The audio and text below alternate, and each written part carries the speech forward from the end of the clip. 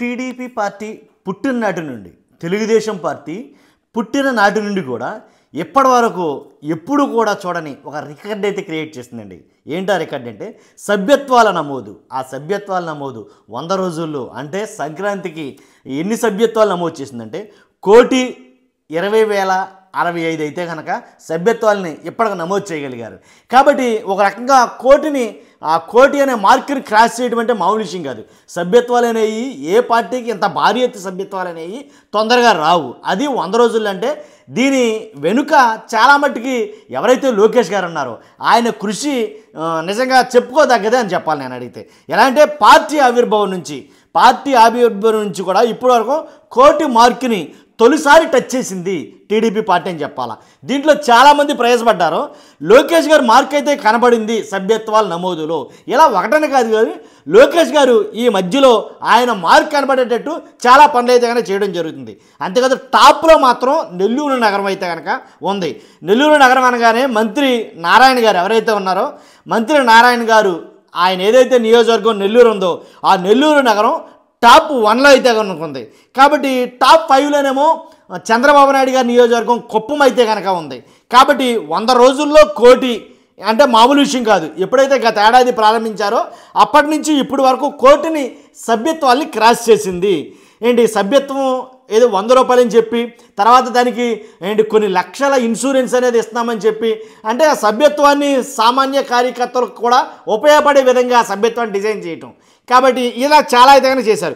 నెల్లూరు నగరంలో అత్యధికంగా 1,49,000 సభ్యత్వాలు నమోదయ్యాయి.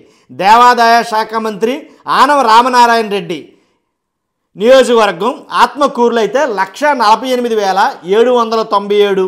అలాగే నీటిపారుదల శాఖ మంత్రి నిమ్మల రామానాయుడు గారి నియోజకవర్గంలో పాలకొల్లు ఏదైతే ఉందో అక్కడ 1,48,599. యాక్చువల్గా ఈయన వీటన్నిటిని క్రాస్ చేస్తాడు నిమ్మల రామానాయుడు గారు అని అనుకున్నారు. ఎందుకంటే నిమ్మల రామానాయుడు గారు అంటేనే వైరల్. ఆయన ఏది మాట్లాడినా వైరల్ అవుద్ది, ఆయన ఏం చెప్పినా వైరల్ అవుద్ది, ఆయన ఏ పని చేసినా వైరల్ అవుద్ది. కాబట్టి ఎప్పుడు ట్రెండింగ్లో ఉంటాడు కాబట్టి అందుగురించి నిమ్మల రామానాయుడు గారు సభ్యత్వాల విషయంలో కూడా టాప్లో ఉంటున్నారు. కానీ జస్ట్ 2-3 స్థానాల్లో ఉండటం కూడా చాలా గొప్ప విషయమే. అక్కడికి ఆయన ఏం తగ్గల. 2-3 స్థానాల్లో ఉండటం కూడా చాలా గొప్ప విషయమే. 1,48,559 వరుసగా 2-3 స్థానాల్లో నిలిచాయి. రాజంపేట 1,45,000 4వ స్థానంలో నిలిచింది.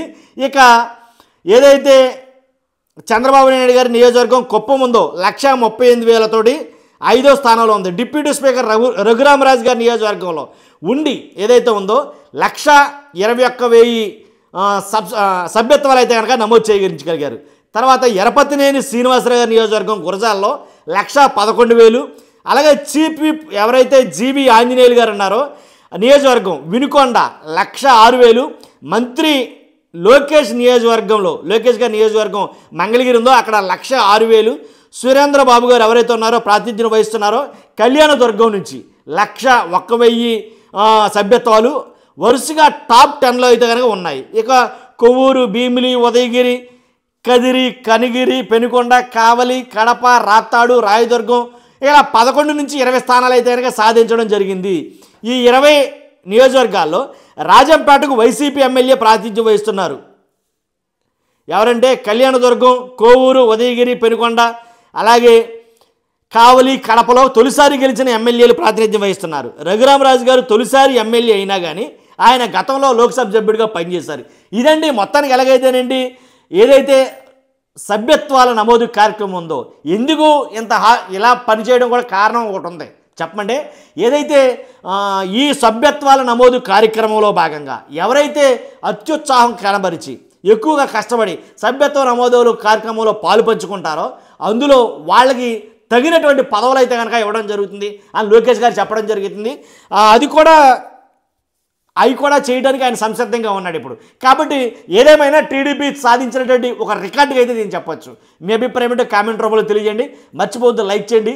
అలాగే కొత్త వాళ్ళైతే మన ఛానల్ పక్కాగా సబ్స్క్రైబ్ చేయండి. Thank you very much.